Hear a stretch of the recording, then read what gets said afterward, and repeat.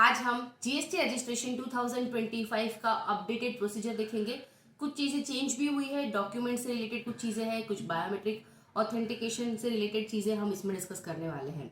तो आज बहुत इंपॉर्टेंट ये वीडियो हम देखने जा रहे हैं, जहाँ पे अगर आप जीएसटी के लिए अप्लाई करना चाहते हैं, आपको अगर जीएसटी सर्टिफिकेट चाहिए तो आपको किन चीजों का ध्यान रखना है, क्या डॉक्यूमेंट्स लगेंगे, वो सब हम डिस्कस करने वाले हैं। इंपॉर्टेंट वीडियो है 2025 के लिए, तो आप तो देख ही रहे हैं, लोगों तक जरूर शेयर करें ताकि उनको भी अगर अपने लिए जीएसटी रजिस्ट्रेशन करना है तो वो इजीली अपने आप ही जीएसटी रजिस्ट्रेशन कर पाए।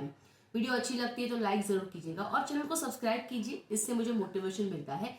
क्योंकि वीडियो देखने में होती है छोटी सी, लेकिन इसको बनाने के पीछे बहुत से एफर्ट्स लगते हैं। तो आपका एक लाइक, शेयर या सब्सक्रिप्शन हमें ऐसे ही मोटिवेट करता है आपके लिए हेल्पफुल वीडियोस बनाने में। textrecord.com पे कुछ मेरे कोर्सेज आपको देखने मिल जाएंगे। बहुत ही वैल्यूएबल कंटेंट इसमें आपको मिलेगा, जिसको सीख के आप अपनी करियर में ग्रो कर सकते हैं, आपकी टैक्स प्रैक्टिस ग्रो कर सकते हैं। अगर आप जॉब करते हैं तो हाई पोजीशन पा सकते हैं।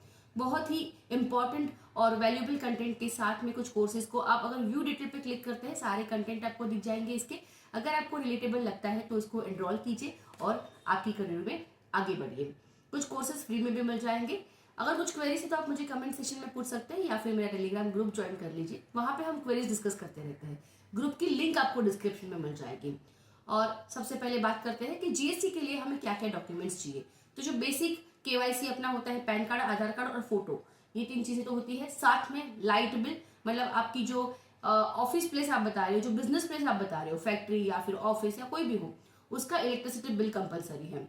तो इलेक्ट्रिसिटी बिल को मैंने रेड कलर किया है क्योंकि ये कंपलसरी है। किसी भी रजिस्ट्रेशन के लिए आप जाएंगे जीएसटी में तो इलेक्ट्रिसिटी बिल कंपलसरी आपको पास होना चाहिए। उसके अलावा भी एक एडिशनल डॉक्यूमेंट लगता है, वो डिपेंड करता है कि आपके वो जो प्लेस ऑफ बिजनेस है, मतलब जो बिजनेस प्लेस है, ऑफिस है, फैक्ट्री है, वेयरहाउस है, कोई भी हो, लेकिन वो कैसा है, आपका खुद का है तो फिर उसके लिए आप म्यूनसिपलिटी टैक्स आपने जो पे किया होगा उसकी रिसिप्ट चलती है, प्रॉपर्टी टैक्स पेमेंट किया होगा उसकी रिसिप्ट चलती है, ठीक है। या फिर अगर आपका वो रेंटेड है तो रेंट एग्रीमेंट लग जाएगा, या फिर वो रेंटेड नहीं है या कोई रिलेटिव्स ने आपको दिया है, जैसे कि हो सकता है कि हम अपने मम्मी पापा या फिर अपने स्पाउस के नाम पे जो घर है वहां घर से ही अपना बिजनेस कर रहे हैं, या फिर शॉप है वो स्पाउस के नाम से है, पेरेंट्स के नाम से है, किसी और रिलेटिव के नाम से है, तो फिर आपको उसके लिए रेंट फ्री होता है क्योंकि वहां पे तो वो रेंट नहीं चार्ज करेंगे। तो कंसेंट लेटर या फिर आप एक बोल सकते हैं कि एफिडेविट आपको सबमिट करना पड़ता है, जहां पे लिखा होता है कि वे आपको वहां पे आपका बिजनेस करने के लिए रेंट फ्री अलाउ कर रहे हैं, ठीक है। और उसका एक एफिडेविट का ड्राफ्ट होता है, वो ड्राफ्ट आपको कंपलसरी बनाना होता है। प्रॉपर लैंग्वेज डाल, उसमें सारे वर्डिंग्स जो होने चाहिए वो प्रॉपरली होने चाहिए, तभी जाके वो एक्सेप्ट करते हैं ऑफिसर्स। अगर आपको वो ड्राफ्ट चाहिए तो मेरा टेलीग्राम ग्रुप ज्वाइन कीजिए, वहां पे ही आपको जो पिंड मैसेजेस होते हैं उसमें ये डॉक्यूमेंट मिल जाएगा, आप वहां से उसको ले सकते हैं, ठीक है। साथ में आपका एक यूनिक मोबाइल नंबर और ईमेल एड्रेस चाहिए, यही जो किसी और रजिस्ट्रेशन के लिए, मतलब जीएसटी में किसी और रजिस्ट्रेशन के लिए आपने यूज नहीं किया हो, ठीक है। साथ में पीटीसी पीटीआरसी नंबर, अगर आपके स्टेट में ये एप्लीकेबल है प्रोफेशन टैक्स वगैरह, तो फिर आपको कंपलसरी पीटीईसी नंबर एटलीस्ट आपके पास होना चाहिए, ठीक है। फिर कुछ और प्लेस ऑफ बिजनेस में मैंने जैसे बताया है वही other proof. Okay, so GST registration के लिए सबसे पहले आपको www.gst.gov.in पे जाना होगा, ठीक है। ये जीएसटी की वेबसाइट है, उस पर आप जाके रजिस्टर पे क्लिक कर सकते हैं डायरेक्टली, या फिर आप सर्विसेज में अगर रजिस्ट्रेशन देखते हैं तो न्यू रजिस्ट्रेशन का आपको ऑप्शन मिलता है, वहां पे आप क्लिक कर सकते हैं और ये आपके सामने विंडो ओपन हो जाएगी। उसमें आपको न्यू रजिस्ट्रेशन पे क्लिक करना है और फिर नीचे सिलेक्ट करना है आपके ड्रॉप डाउन से लिस्ट, जैसे कि आई एम, तो उसमें जो ऑप्शंस मिलते हैं, तो नॉर्मली आप टैक्स पेयर होंगे, आपको टैक्स पेयर सिलेक्ट करना है। इसके अलावा भी आप कोई अगर होंगे इनमें से तो वो आप सिलेक्ट कर सकते हैं। फिर आपका स्टेट, कौन से स्टेट में आपका प्रिंसिपल प्लेस ऑफ बिजनेस या फिर आप कौन से स्टेट से बिजनेस कर रहे हैं वो सिलेक्ट करना है। फिर उसका डिस्ट्रिक्ट सिलेक्ट करना है आपको, और फाइनली आपके यहाँ पे नेम वगैरह एंटर करना है। ये इंपॉर्टेंट पॉइंट है यहाँ पे, जैसे कि legal name of business as mentioned in पे। तो यहाँ पे क्या होता है, कोई इंडिविजुअल अगर रजिस्ट्रेशन कर रहे हैं जीएसटी के लिए तो उनके ट्रेड नेम अलग हो सकते हैं, जैसे कि किसी का नाम है विजय लेकिन उन्होंने रखा है वाणी एंटरप्राइज, ठीक है। तो वाणी एंटरप्राइज यहाँ पे आपको नहीं लिखना है, बिजनेस का नाम आपका वाणी एंटरप्राइज है, ठीक है, लेकिन आपका नाम विजय है और आप प्रोप्राइटरी फॉर्म इंडिविजुअल हो, क्योंकि इसलिए आपके पैन कार्ड पे आपका नाम विजय है, तो आपको वो नाम आपको यहाँ पे बताना होगा, आपका नाम, ठीक है।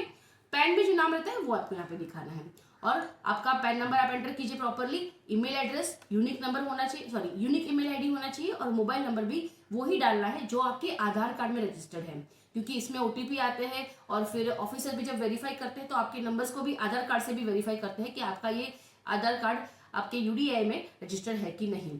फिर आपको यहाँ पे कैप्चा एंटर करना है और प्रोसीड पे क्लिक करना है, और आपको फिर OTP आ जाएगी। मोबाइल में OTP अलग होगा और ईमेल में OTP अलग होगा, तो दोनों का OTP आपको अलग अलग यहाँ पे एंटर करना होगा और फिर प्रोसीड पे क्लिक करना है। इन केस अगर आपका ये OTP अभी तक नहीं आया है तो यहाँ पे आपको फिर रिसेंट पे क्लिक करना है, OTP आपको थोड़ी देर में मिल जाता है। ठीक है, जैसे ये आप यहाँ पे एंटर करेंगे आपका TRN जनरेट हो जाएगा, और फिर यहाँ पे लिखा भी होता है कि ये पार्ट A आपने कंप्लीट किया है और पार्ट B आपको कंप्लीट करना होगा विद इन नेक्स्ट 15 डेज। ठीक है, तो आप उसको प्रोसीड करके यहाँ से ही कंटिन्यू कर सकते हैं। टेम्पररी रेफरेंस नंबर यहाँ पे एंटर करना है। TRN का ईमेल भी आ जाएगा और SMS भी मिल जाएगा, तो दोनों जगह पे आपके पास ये नंबर्स होंगे, आप सेव कर सकते हैं इसको। ठीक है, TRN एंटर कीजिए, कैप्चा एंटर कीजिए और प्रोसीड कर लीजिए। मोबाइल और ईमेल दोनों में सेम OTP आएगा, तो आप किसी भी एक में से देख के OTP एंटर कीजिए और प्रोसीड पे क्लिक कर लीजिए।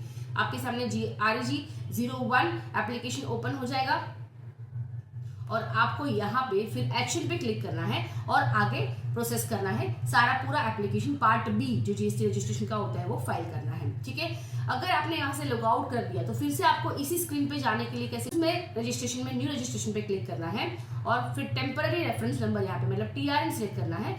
TRN एंटर कीजिए, कैप्चा एंटर कीजिए, प्रोसीड कर लीजिए। आपके सामने वापस ये स्क्रीन आ जाएगी। यहाँ पे आपको एक्शन पे क्लिक करना है और आप देख सकते हैं कि आपका part B of the application open हो चुका है। अब आपका प्रोफाइल यहाँ पे 0% दिखा रहा है और इतने सारे टैब्स यहाँ पे ओपन है। आपको 1 by 1 सारे टैब्स में फिलअप करना है। जो लीगल नेम होता है वो आपका पहले से ही यहाँ पे आ जाएगा, क्योंकि आपने पार्ट A जो फिलअप किया है वहां से ही ये ऑटो पॉपुलेट हो जाएगा। फिर ट्रेड नेम, अब यहाँ पे आपका ट्रेड नेम आप एंटर कर सकते हैं। कॉन्स्टिट्यूशन ऑफ बिजनेस आपको सिलेक्ट करना है, आप कौन से टाइप का कॉन्स्टिट्यूशन है। मेरा प्रोप्राइटरी मैंने अभी सिलेक्ट किया हुआ है यहाँ पे। फिर अगर कोई एडिशनल ट्रेड नेम अगर आपका होगा तो वो भी आप यहाँ पे लिख सकते हैं। मतलब हो सकता है कि आप 2 टाइप के अलग अलग बिजनेस कर रहे हैं तो दोनों का नाम यहाँ पे एंटर कर सकते हैं। एक से ज्यादा भी होगा तो फिर भी आप वो एंटर यहाँ से कर सकते हैं। ठीक है, फिर आपको ये सिलेक्ट करना है कि आप कैजुअल टैक्सेबल पर्सन हो या नहीं, या कंपोजिशन में ऑप्शन लेना है आपको। तो अगर करना है तो आप इसको यस कर देंगे, ये ग्रीन हो जाएगा, और अगर नहीं करना है तो मैंने इसको नो ही रखा हुआ है। फिर नीचे आपको रीजन फॉर ऑब्टेन रजिस्ट्रेशन मिलेगा, तो आप इसमें से रीजन सिलेक्ट कर लीजिए कि आपका क्या रीजन है। इस टाइप के अलग अलग रीजन हो सकते हैं। आपको मैंने वॉलंटरी बेसिस सिलेक्ट किया है क्योंकि मेरा कोई कंपल्शन नहीं था अभी रजिस्ट्रेशन का, लेकिन मुझे अपने आप से रजिस्ट्रेशन लेना है। ठीक है, फिर date of commencement of business आप एंटर कर दीजिए और टाइप ऑफ रजिस्ट्रेशन, अगर आपके पास कोई एग्जिस्टिंग रजिस्ट्रेशन है तो आप एंटर कीजिए। अगर नहीं भी है तो आप शॉप एंड लाइसेंस एक्ट अगर आपको एप्लीकेबल है तो वो आप अप्लाई कर दीजिए, या फिर उद्यम अप्लाई कर दीजिए और उसकी डिटेल्स आप एंटर कीजिए। क्योंकि अगर आप ये डिटेल एंटर नहीं करते तो ऑफिसर्स इसकी डिटेल्स अलग से आपके पास से डिमांड करते हैं। मेरे बहुत सारे केसेस मैंने अभी रिसेंटली देखे हुए हैं जहाँ पे अगर मेरे क्लाइंट्स के मैंने ये डिटेल एंटर नहीं की है तो उनको पास बाद में सेपरेटली मांगा जाता है कि कोई और डॉक्यूमेंट दो या और कोई रजिस्ट्रेशन दिखाओ, तो फिर हम उद्यम एप्लीकेशन करते हैं और उसकी डिटेल सबमिट करते हैं। तो ये कंपलसरी है, आपको यहाँ पे एटलीस्ट एक डॉक्यूमेंट या एक रजिस्ट्रेशन शो करना है। ठीक है, ये होने के बाद आपको फिर नीचे आपकी सारी डिटेल एंटर करनी है। Registration number, date of registration आप एंटर कीजिए, जैसे कि मैंने यहाँ पे एंटर किया हुआ है। क्योंकि मैंने अदर सिलेक्ट किया है तो मैंने MSME लिख दिया यहाँ पे उद्यम में, क्योंकि यहाँ पे आपको उद्यम वाला ऑप्शन नहीं मिलता है, इसीलिए मैंने यहाँ पे उद्यम डाला है MSME रजिस्ट्रेशन। और फिर इसलिए मैंने यहाँ पे अदर सेलेक्ट किया है। जब आप अदर सेलेक्ट करते हो तो आपको स्पेसिफाई करना पड़ता है कि अदर मतलब कौन सा रजिस्ट्रेशन, तो वो मैंने बता दिया, उसका नंबर जो आया है वो लिखा दिया और डेट एंटर करके ऐड पे क्लिक किया। ठीक है, ऐड पे क्लिक करना तभी जाके ये ऐड होगा और नीचे आपको उसका डॉक्यूमेंट यहाँ पे अपलोड करना है। जो उद्यम सर्टिफिकेट आपके पास आया हो वो आप अपलोड कर सकते हैं। तो इस तरह से आपके डॉक्यूमेंट अपलोड होने के बाद आप सेव एंड कंटिन्यू कीजिए। आप यहाँ पे देखेंगे ये 10 टैब में से आपका प्रोफाइल 10% हो चुका है और ये ब्लू हो चुका है क्योंकि आपने इसको फिलअप कर दिया है। अब नेक्स्ट आपको देखना है प्रमोटर और पार्टनर्स की टैब में। वहां पे आप देखेंगे आपकी पर्सनल इन्फॉर्मेशन ऑटो पॉपुलेट होगी, और क्योंकि आपने पहले से ही उसको एंटर किया हुआ है। फिर आपको नीचे यहाँ पे आपका फादर का नाम एंटर करना है। फर्स्ट नेम कंपलसरी है, बाकी दोनों ऑप्शनल है, आप चाहे तो डाल सकते हैं। फिर नीचे आपको date of birth, mobile number, email address compulsory enter करना है। ओके, ये मोबाइल नंबर और ईमेल एड्रेस आप ट्राई करें कि आपने जो पार्ट ए में डाला हुआ था वो ही एंटर करें। अगर डिफरेंट भी होगा तो प्रॉब्लम नहीं है, लेकिन यहाँ पे आपके OTP वगैरह आते हैं तो वो दिखाना आपको जरूरी है। फिर जेंडर आपका सिलेक्ट कर लीजिए, फिर आपका डेजिग्नेशन सिलेक्ट कर लीजिए, जैसे कि मैंने प्रोप्राइटर बताया हुआ है यहाँ पे। क्या आप सिटीजन ऑफ इंडिया हो? यस। और फिर आपका पैन एंटर कीजिए और आगे बढ़िए। आधार कार्ड, पासपोर्ट नंबर अगर आपके पास है तो डाल सकते हैं। ये जरूरी नहीं है, in case of foreign compulsory है। आधार नंबर यहाँ पे नहीं आएगा क्योंकि आगे आधार ऑथेंटिकेशन होने वाला है, ठीक है। नीचे आपको रेसिडेंशियल एड्रेस एंटर करना है। तो यहाँ पे ये जो आपको लोकेशन का मार्क दिख रहा है उसको आप कुछ नहीं करेंगे, चेंज आपको टच भी नहीं करना है। क्या करना है, डायरेक्टली आपको यहाँ पे कंट्री सिलेक्ट करना है, आपका पिन कोड एंटर करना है। आप जैसे ही पिन कोड एंटर करेंगे ये पूरा सिलेक्ट हो जाएगा अपने आप, स्टेट भी आ जाएगा, डिस्ट्रिक्ट भी आपका आ जाएगा और ऑटो पॉपुलेट होने लगेगा। सिर्फ आपको फिर बाद में लोकालिटी और सब लोकालिटी एंटर करना कंपलसरी है। ये आप एंटर करेंगे, जो ड्रॉप डाउन आएगा ट्राई करें कि उसमें से ही सिलेक्ट करें आपकी लोकालिटी और सब लोकालिटी। बस यहाँ तक ये एड्रेस कंपलसरी इंपॉर्टेंट होता है। इसके बाद आपकी रोड स्ट्रीट अगर आपकी ड्रॉप डाउन से जो आती है, आपने मतलब समझो कुछ एंटर किया जैसे कि साई नगर, अगर मैं साई नगर एंटर कर रही हूँ मेरे ड्रॉप डाउन में नीचे लिस्ट में आ जाती है वो ऑप्शन, तो ठीक है, नहीं भी आती तो भी प्रॉब्लम नहीं होगी। लेकिन लोकालिटी सब लोकालिटी में आप ट्राई करें कि आपको जो ऑप्शन मिलते हैं आपकी लोकालिटी एंटर करने के बाद नीचे जो ऑप्शन मिलते हैं उसमें से आप सिलेक्ट करें, ठीक है। जैसे कि यहाँ पे मैंने एंटर किया वागले स्टेट, तो नीचे मुझे मिल रहा है देखिए वागले स्टेट MIDC, तो मेरा जो इसमें से ऑप्शन होगा जो मेरा एरिया होगा वो मैं यहाँ पे सिलेक्ट कर लूंगी, ठीक है। तो इस तरह से आप ट्राई कीजिए वहां पे। बाकी रोड और स्ट्रीट में प्रॉब्लम नहीं है, आप अपने हिसाब से एंटर कर सकते हैं अगर इसमें से कोई ऑप्शन आपको नहीं मिला। सेम भी आपको नेम ऑफ बिल्डिंग में भी देखना है, आपका इसमें से कोई ऑप्शन नहीं मिल रहा है अपने आप से एंटर कर सकते हैं। फिर building number, flat number compulsory होता है तो वो आप जरूर एंटर करें, फ्लोर नंबर ऑप्शनल है। फिर आके उसको सेव कर सकते हैं। ये लैंडमार्क वगैरह कंपलसरी नहीं है, जो रेड मार्क किया है ना वो कंपलसरी होता है, ठीक है। लोकालिटी सब लोकालिटी आपको एंटर करना ही है, भले रेड मार्क नहीं है फिर भी, क्योंकि इसमें अगर आपने एंटर नहीं किया तो आगे जाके आपको ये एरर देने वाला है, ठीक है। चलिए फिर आपको यहाँ पे आपका फोटोग्राफ अपलोड करना है, तो आपका फोटो मतलब जिसका रजिस्ट्रेशन आप कर रहे हैं उसका फोटो यहाँ पे होना चाहिए, और फोटो अपलोड करके फिर ऑल्सो ऑथोराइज सिग्नेटरी को ये आपको यस करना है, ठीक है। ये आप यस कीजिएगा क्योंकि ये जो पर्सन है वही ऑथोराइज सिग्नेटरी बनने वाले हैं।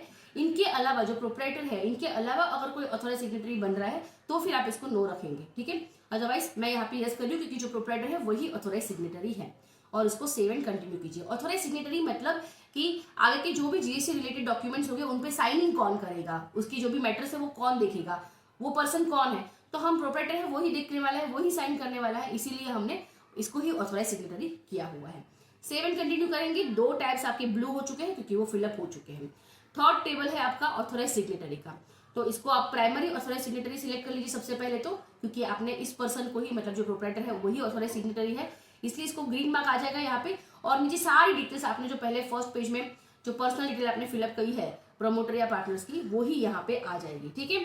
और वो सारी डिटेल यहाँ पे आपको शो करेगी, आपको कुछ नहीं करना है, आपको नीचे आना है और यहाँ पे सिर्फ सेव एंड कंटिन्यू पे क्लिक करना है। अगर इसके अलावा कोई और ऑथोराइज सिग्नेटरी भी ऐड करना चाहते हैं आप, मतलब हो सकता है जो प्रोप्राइटरी है वो भी खुद ऑथोराइज सिग्नेटरी है, साथ में और एक पर्सन अपॉइंट कर रहा है वो जो उनके बिहाफ में GST की सारी रजिस्ट्रेशन फाइलिंग एंड ऑल देखे, ठीक है। तो इसके लिए आप ऐड न्यू पे क्लिक करके आप नया ऑथोराइज सिग्नेटरी ऐड कर सकते हैं। फिलहाल मैंने ऐसा कोई ऐड नहीं किया है। आप सेव एंड कंटिन्यू पे क्लिक करेंगे और फिर आप देखेंगे कि यहाँ पे 3 टैब आपके ब्लू हो चुके हैं। 4th टैब में अभी आपको चेक करना है कि डिटेल्स ऑफ ऑथोराइज रिप्रेजेंटेटिव, अगर ऑथोराइज रिप्रेजेंटेटिव है अलग से तो उसकी भी डिटेल आप यहाँ पे सबमिट कर सकते हैं। उसको क्लिक कीजिए तो आप यहाँ पे राइट करेंगे और उसकी डिटेल जो भी आपको फिलअप करनी है वो आपको शो करेगी। लेकिन फिलहाल मैं कोई और ऑथोराइज रिप्रेजेंटेटिव सिलेक्ट नहीं कर रही हूँ, इसलिए डायरेक्टली यहाँ पे सेव एंड कंटिन्यू क्लिक कर रही हूँ। अब नेक्स्ट है आपका प्रिंसिपल प्लेस ऑफ बिजनेस। तो आपका जो प्रिंसिपल प्लेस ऑफ बिजनेस है, जैसे कि आप अगर कोई सर्विस प्रोवाइड करते हैं तो घर से भी प्रोवाइड कर सकते हैं, तो वहां पे आपका रेसिडेंशियल एड्रेस चल सकता है। तो आपके घर से आप अगर दिखा रहे हैं प्रॉब्लम नहीं है। लेकिन अगर आपका बिजनेस कुछ गुड्स में है, कुछ मैन्युफैक्चरिंग आप दिखा रहे हो, ऐसा कोई बिजनेस है, तो फिर वो डेफिनेटली घर से नहीं कर सकते आप, रेसिडेंशियल प्रॉपर्टी से या जो कोऑपरेटिव सोसाइटी से रेसिडेंशियल वहां से आप नहीं कर सकते। इसीलिए आपको फिर कोई शॉप अलग से दिखानी पड़ेगी, कमर्शियल कॉम्प्लेक्स में आपका कोई ऑफिस या फिर आपका फैक्ट्री गोडाउन कुछ दिखाना पड़ेगा। तो उसके लिए आपको उस पर्टिकुलर प्लेस की जो लाइट बिल है वो इसमें अपलोड करनी पड़ती है। साथ में अगर वो आपका रेंटेड है तो रेंट एग्रीमेंट आएगा, या फिर आपका खुद का है तो फिर आप प्रॉपर्टी टैक्स की रिसीट दिखा सकते हैं, या फिर म्यूनसिपैलिटी टैक्स आपने जो पे किया है वो आप दिखा सकते हैं, राइट। तो या फिर एग्रीमेंट भी आप शो कर सकते हैं इसमें। लेकिन एग्रीमेंट अपलोड करने के लिए आपको ज्यादा साइज की जरूरत पड़ती है जो अलाउ नहीं करता है ये। आपको जब डॉक्यूमेंट्स यहाँ पे अपलोड करते हैं तब साइज वगैरह प्रॉपरली चेक करना है, ठीक है। तो ये अलाउ नहीं करेगा आपको साइज वगैरह डालने के लिए, इसलिए आपको चेक करना है कि आप इसमें ध्यान से जो भी डॉक्यूमेंट अपलोड करें वो प्रॉपरली अपलोड करें। छोटा डॉक्यूमेंट होता है वो आपकी प्रॉपर्टी टैक्स जो पेमेंट आपने की है ना उसकी रिसिट, तो वो एक इंपॉर्टेंट लाइट बिल और ये चीजें आप अपलोड कर सकते हैं यहाँ पे, क्योंकि वो उसकी साइज भी छोटी होती है, वो यहाँ पे एक्सेप्ट भी हो जाता है। अब यहाँ पे जैसे कि हमने एड्रेस एंटर किया, जहाँ पे हमने अपना पर्सनल एड्रेस एंटर किया, उसी तरह से आपको यहाँ पे भी एड्रेस एंटर करना है। कोई डिफरेंस नहीं है। आप पिन कोड एंटर करें, बाकी सारी चीजें अपने आप ऑटो पॉपुलेट होगी। फिर लोकालिटी सब लोकालिटी एंटर करने में थोड़ा सा ध्यान रखिए, और रोड स्ट्रीट में आपको चलेगा, कोई भी अपने हिसाब से एंटर कीजिए। आपका जो रिलेवेंट है, आपको उसके लिस्ट में से ऑप्शन नहीं मिल रहा है तो भी चल जाएगा। और ये सारी चीजें आपको एंटर करनी होती है, जैसे हमने अभी आगे देखा वैसे ही। अब नीचे इंपॉर्टेंट पॉइंट्स आ रहे हैं कुछ, तो जैसे कि स्टेट जुरिस्डिक्शन आपको सिलेक्ट करना है, तो आपका जुरिस्डिक्शन चेक कर लीजिए, आपका कौन सा यहाँ पे एप्लीकेबल है उसको सिलेक्ट कीजिए। और नीचे फिर सेंट्रल जुरिस्डिक्शन आपको सिलेक्ट करना है, वो आपका कमिश्नरेट वाला तो अपने आप आएगा, डिवीजन भी अपने आप आएगा, लेकिन रेंज में आपको देखना होगा कि कौन सा आएगा। उसके लिए आपको इस लिंक पे क्लिक करना है, वहां पे जो डिटेल पूछी जाएगी वो आप एंटर कीजिए और आपका रेंज आपको पता चल जाएगा कि कौन सा है। तो उस तरह से वो चेक करके आप एंटर कर सकते हैं। नीचे आपका ईमेल आईडी आप चेक कर लीजिए, यहाँ पे आपका ईमेल आईडी वगैरह जो भी होगा वो ऑटो पॉपुलेट होगा। नीचे आपको फिर अभी डॉक्यूमेंट्स अपलोड करने हैं, तो डॉक्यूमेंट में आपको पहले तो सिलेक्ट करना होगा कि आपके nature of position of premise क्या है। उसके लिए आप सबसे पहले तो सिलेक्ट करेंगे ओन, ठीक है। और आपको फिर यहाँ पे 2 डॉक्यूमेंट अपलोड करने होंगे। सबसे पहले मैंने लाइट बिल सिलेक्ट किया हुआ है, तो लाइट बिल मैंने अपलोड किया, यहाँ पे चूज फाइल करके अपलोड कर दिया। फिर दूसरा डॉक्यूमेंट भी कंपलसरी मुझे अपलोड करना होता है, उसमें मैंने सिलेक्ट किया प्रॉपर्टी टैक्स रिसिप्ट, और वो प्रॉपर्टी टैक्स रिसिप्ट मैंने यहाँ पे अपलोड कर दी है। नीचे आपको नेचर ऑफ बिजनेस एक्टिविटी भी सिलेक्ट करना है, तो आपको जो एप्लीकेबल है वो आप सिलेक्ट कर सकते हैं। जैसे कि आप सप्लायर ऑफ सर्विस है तो आप ये सिलेक्ट करेंगे, या फिर आप रिटेल बिजनेस में है, वर्क कॉन्ट्रैक्ट है आपका, होलसेल बिजनेस में है, जो भी आपको एप्लीकेबल है यहाँ पे वो आप सिलेक्ट कीजिए और फिर कंटिन्यू कीजिए। एडिशनल प्लेस ऑफ बिजनेस होगा तो आप इसको यस करेंगे, अगर नहीं है तो आप उसको नो रखेंगे। और एडिशनल प्लेस ऑफ बिजनेस है तो यस करेंगे तो आपके पास और एक नेक्स्ट स्टेप है, इसमें आपको एडिशनल प्लेस ऑफ बिजनेस की डिटेल्स एंटर करनी होगी। हमारे पास नहीं है तो उसको ऐसे ही छोड़ देते हैं और सेव एंड कंटिन्यू पे क्लिक करते हैं। आप यहाँ पे देखते हैं, देखिए एडिशनल प्लेस ऑफ बिजनेस आपके पास, क्योंकि आपने आगे वाले पेज में नो किया है ना, इसलिए यहाँ पे कोई आपको इन्फॉर्मेशन नहीं पूछ रहा है, अदरवाइज ये इन्फॉर्मेशन पूछता है एडिशनल प्लेस ऑफ बिजनेस के लिए भी, ठीक है। इसको आप यहाँ पे डायरेक्टली कंटिन्यू कर लीजिए। आप प्रोफाइल देखेंगे 94% हो चुका है, ठीक है। बहुत सारी डिटेल्स आपने अभी यहाँ पे एंटर कर दी है। नेक्स्ट है आपकी गुड्स एंड सर्विसेज, आपको गुड्स एंड सर्विसेज की डिटेल्स यहाँ पे अपलोड करनी है, कौन से गुड्स है। तो आप यहाँ पे डायरेक्टली, अगर आपको HSN पता है आपकी गुड्स की तो HSN डाल सकते हैं, अगर नहीं पता है तो आपकी गुड्स की डिस्क्रिप्शन आप डालिए, और यहाँ से आपको फिर उसमें से आपको लिस्ट मिल जाएगी, वहां से आपको सिलेक्ट करना है, ठीक है। जैसे कि मैंने फूड एंटर किया, तो फूड से रिलेटेड जितने भी चीजें यहाँ पे होगी मुझे यहाँ पे दी जाएगी, मेरे लिए जो एप्लीकेबल होगी वो मैं सिलेक्ट कर लूंगी यहाँ से, ठीक है। वैसे गुड्स के लिए आपने एंटर कर दिया, जैसे कि सर्विसेज में वैसे करना है, जैसे कि रेंटिंग सर्विस है मेरी, तो मैंने रेंटिंग एंटर किया और मेरे सामने ये सारे ऑप्शन आ गए। मेरे लिए जो एप्लीकेबल था वो मैंने सिलेक्ट कर लिया और सेव एंड कंटिन्यू पे क्लिक किया, ठीक है। फिर नेक्स्ट जो है वो इंपॉर्टेंट टेबल है, अगर आपके स्टेट में प्रोफेशन टैक्स एप्लीकेबल है तो आपको प्रोफेशन टैक्स नंबर यहाँ पे एंटर करना कंपलसरी है, एटलीस्ट PTEC नंबर तो एंटर करना है, ठीक है। अगर आपको एप्लीकेबल है तो, नहीं है तो उसको छोड़ दीजिए आप। अगर आपके पास एम्प्लॉइज है तो आपको फिर PTRC भी अप्लाई हो जाता है, एप्लीकेबल होता है तो वो भी आपको अप्लाई करके एंटर करना है। अगर आपके पास नहीं है तो पहले वो अप्लाई कीजिए, उसके बाद GST अप्लाई कीजिएगा, ठीक है। अदरवाइज आपको फिर इसके लिए क्वेरी रेज होगी और उसके बाद आपको फिर से अप्लाई करके एंटर करना होगा, तो उसमें आपका टाइम वेस्ट होगा। तो स्पेसिफिक रहने के लिए, टाइम सेव करने के लिए आपको क्या करना है, पहले आपके लिए अगर PTC एप्लीकेबल है कि नहीं वो चेक कीजिए। इसकी भी सेपरेट वीडियो है मेरे पास जहाँ पे मैंने पूरी लिस्ट दी है कि किसको एप्लीकेबल नहीं है, और GST रजिस्ट्रेशन के रिलेटेड डॉक्यूमेंट्स पे मैंने बहुत ही डिटेल में डिस्कशन किया है कि आपको डॉक्यूमेंट्स रिलेटेड क्या क्या ध्यान देना है। उन सारी चीज़ों का आपको अलग से एक वीडियो है, डिस्क्रिप्शन में मैं आपको लिंक देती हूँ, आप जरूर चेक कीजिएगा उसको। लाइट बिल आप जरूर देखिए और उसकी डिटेल्स एंटर कीजिए, कौन सा आपका कौन सी कंपनी का आपका इलेक्ट्रिसिटी है और उसका CA number, consumer account number कौन सा है, ठीक है। फिर आपको फाइनली यहाँ पे आधार ऑथेंटिकेशन देना है, और इस आधार ऑथेंटिकेशन में आप जरूर देखें कि आप उसको यस करें, नो ना करें, क्योंकि अगर आप नो करते हैं तो फिर आपको बायोमेट्रिक ऑथेंटिकेशन के लिए जाना पड़ेगा, बायोमेट्रिक वेरिफिकेशन के लिए वो कंपलसरी हो जाएगा। लेकिन अगर आपने आधार ऑथेंटिकेशन दिया है तो फिर आपको बायोमेट्रिक वेरिफिकेशन आ भी सकता है, नहीं भी आ सकता है, बोल नहीं सकते, लेकिन फिलहाल तो अगर आप इसको यस करेंगे तो फिर आप एटलीस्ट आपकी साइड से आधार ऑथेंटिकेशन देके एक वेरिफिकेशन आपकी साइड से आप दे रहे हो, तो आप इसको यस करें और बाकी सारी चीज़ों को चेक करके आपको सेव एंड कंटिन्यू करना है। हो सकता है कि यहाँ पे आपने अगर और ऑथोराइज सिग्नेटरी की डिटेल पहले एंटर करी हुई थी तो यहाँ पे उनके लिस्ट हो सके, तो आपको सिलेक्ट करना है किसी एक पर्सन को और उनका एटलीस्ट आधार ऑथेंटिकेशन करवाना है, ठीक है। फिर आपको सेव एंड कंटिन्यू कीजिए और आपको ये वार्निंग मैसेज आ जाएगा, उसको ओके कीजिए। ये वापस वार्निंग आपको दे रहा है, आप उसको चेक कीजिए और फिर आपका ऑथराइज सिग्नेटरी यहाँ पे सिलेक्ट करके आप फिर प्लेस एंटर करके सबमिट विथ EVC कर दीजिए। आपको OTP आएगा, मोबाइल और ईमेल दोनों में सेम OTP होगा, कोई भी एक OTP यहाँ पे एंटर कीजिए, वैलिडेट OTP पे क्लिक कीजिए और आपका GST रजिस्ट्रेशन आपका GST एप्लीकेशन सबमिट हो जाएगा। इसके बाद आपको ईमेल में एक लिंक आएगा आधार ऑथेंटिकेशन, क्योंकि आपने यस किया था इसीलिए, तो उस लिंक पे आपको क्लिक करना है और उस लिंक पे आपको आधार नंबर एंटर करके जो OTP आता है वो एंटर करके आपको आधार ऑथेंटिकेशन देना है। आधार ऑथेंटिकेशन देने के बाद ही आपका ARN जनरेट होगा, मतलब कि आपका एप्लीकेशन सबमिट हुआ माना जाएगा और आपको ARN जनरेट किया जाएगा। और उसके बाद ऑफिसर्स आपके डॉक्यूमेंट्स को वेरीफाई करेंगे और उनका जो प्रोसेस है वो फॉलो करेंगे। अगर आपको बायोमेट्रिक वेरिफिकेशन के लिए बुलाना है तो वो आपको ईमेल भेज सकते हैं, अगर नहीं भी बुलाना है तो फिर आपका एप्लीकेशन या तो अप्रूव हो सकता है अगर ऑफिसर सेटिस्फाइड है तो। अगर ऑफिसर को कुछ और डॉक्यूमेंट्स चाहिए और इन्फॉर्मेशन चाहिए तो वो क्वेरी रेज करेंगे, आपको नोटिस भेजेंगे, आपको उस नोटिस का रिप्लाई करना है और आपका एप्लीकेशन फिर आगे प्रोसेस हो सकता है। अब नोटिस किस तरह की आ सकती है और उस नोटिस का आप किस तरह से रिप्लाई करेंगे GST के एप्लीकेशन में केस में, वो भी एक अलग से वीडियो बनाया है, मैंने इसमें इंक्लूड नहीं कर सकती क्योंकि वीडियो बहुत ही बड़ी हो जाती है। तो एक उसकी लिंक आपको मैं डिस्क्रिप्शन में दे देती हूँ, आपको अगर वो भी चेक करें। इन केस आपने अप्लाई कर दिया और आपको नोटिस आ गई तो आप कैसे रिप्लाई करेंगे और क्या आपको डॉक्यूमेंट सबमिट करने एंड ऑल, वो सारी चीजें मैंने अलग से डिस्कस करी हुई है। ठीक है, अब GST रजिस्ट्रेशन आने के बाद आपको क्या चीजें ध्यान रखनी है उसकी थोड़े से पॉइंट्स मैंने यहाँ पे कवर किए हैं। जैसे कि आपको विदिन 30 डेज यहाँ पे GST पोर्टल पे आके आपकी बैंक डिटेल्स अपलोड करनी है। तो आपका करंट अकाउंट ओपन करवाइए विदिन 30 डेज और उसकी डिटेल्स आपको यहाँ पे सबमिट करनी है, अदरवाइज आपको ये GSTR1 फाइल करने नहीं देगा इस मंथ का। ठीक है, तो ऐसा हो सकता है कि GST रजिस्ट्रेशन आपका आया on 29th of any month से, जो कि जनवरी है अगर, तो जनवरी ऑफ 29th को आपका GST रजिस्ट्रेशन आ गया और अब जनवरी का आपको फरवरी में GSTR1 तो फाइल करना ही पड़ेगा क्योंकि जनवरी में आपके पास GST नंबर था।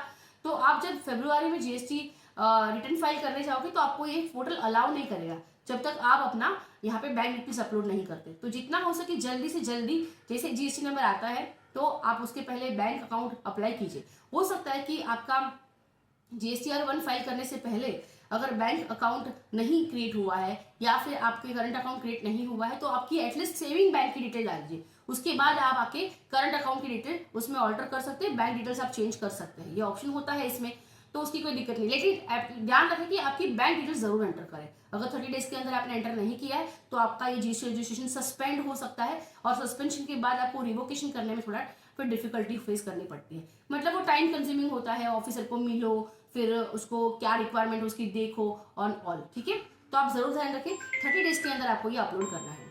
फिर जो सर्टिफिकेट आपके पास आया है वो आप जरूर देखें कि आप हर जगह के आपको उसको पेस्ट करना है। जैसे कि सर्टिफिकेट की कॉपी आपके जो बिजनेस प्लेस है उसके बाहर आप दिखाएंगे, फिर आपके ऑफिस में या फैक्ट्री के अंदर भी कोई विजिटर आते हैं तो उनको कहीं विजिबल हो इस तरह से आपको वो सर्टिफिकेट लगाना है। आपकी शॉप के या फिर आपके ऑफिस प्लेस के बाहर आपको एक साइन बोर्ड या फिर छोटा सा एक बोर्ड लगाना है जिसपे आपका नाम और GST नंबर एटलीस्ट हो। ठीक है, आपको 6 महीने के अंदर एटलीस्ट बिजनेस स्टार्ट करना है। अगर आपने बिजनेस स्टार्ट नहीं किया तो भी आपको ऑफिसर्स नोटिस भेज सकते हैं, सस्पेंड कर सकते हैं। आपके रिटर्न्स आप रेगुलरली फाइल करेंगे, अगर लेट फाइल करते हैं तो आपकी नील फाइलिंग की 20 रुपीज पर डे पेनल्टी लगती है और अगर नील नहीं है रिटर्न उसमें डिटेल डालते हैं तो 50 रुपीज की पेनल्टी आपको लग सकती है पर डे की। ठीक है, और आपकी जो डेटा है जैसे कि रजिस्ट्रेशन के डॉक्यूमेंट्स, फिर कुछ इनवॉइसेस होते हैं सेल्स परचेज के, बैंक स्टेटमेंट्स और बाकी सारे कुछ डॉक्यूमेंट्स आपको अपनी प्लेस ऑफ बिजनेस पे जरूर रखने हैं। ऑफिसर अगर विजिट के लिए आते हैं तो उनको दिखाने पड़ते हैं। ठीक है, इसकी भी डिटेल वीडियो है जो आपको डिस्क्रिप्शन में लिंक मिल जाएगी, आप जरूर चेक कीजिएगा और GST रजिस्ट्रेशन अपना कंप्लीटली फाइल कीजिएगा। वीडियो अगर अच्छी लगी तो जरूर लाइक कीजिए और लोगों तो शेयर करें ताकि वो भी GST रजिस्ट्रेशन रिलेटेड जो भी उनकी प्रॉब्लम्स है उनको सॉल्व कर सके और इजीली अपना रजिस्ट्रेशन ले सके। ये मेरी चैनल है यूट्यूब पे जहाँ पे सब्सक्राइब का बटन आपको दिख रहा होगा, अगर अभी तक सब्सक्राइब नहीं किया तो जरूर सब्सक्राइब कीजिए, इससे मोटिवेशन मिलता है। साथ में आपको यहाँ पे कुछ इंपॉर्टेंट अपडेट्स भी मिल जाती है, रेगुलरली मेरे वीडियोस यहाँ पे अपलोड होते रहते हैं जो आपकी नॉलेज गेन करने में आपको हेल्पफुल हो सकते हैं। और मेरे कुछ पॉपुलर वीडियोस है जिसमें से फाइनलाइजेशन ऑफ अकाउंट्स बहुत ही इंपॉर्टेंट वीडियो, अगर क्योंकि ईयर एंड होने आ रहा है और ये सबके लिए बहुत इंपॉर्टेंट होता है कि अकाउंट्स फाइनलाइज कैसे करें। इसमें हर एक पॉइंट को बारीकी से मैंने कवर किया है, आप इसको भी देख सकते हैं। साथ में मेरा डिटेल्ड कोर्स है ऑन taxdecor.com, आप देख सकते हैं learn finalisation of accounts. View detail पे क्लिक कीजिएगा, आप यहाँ पे प्राइस भी अगर देखेंगे बहुत ही अफोर्डेबल प्राइस में है। व्यू डिटेल्स पे क्लिक करके आप इसकी कंटेंट देख सकते हैं और अगर आपको रिलेवेंट लगता है तो एनरोल कर सकते हैं। Thank you so much.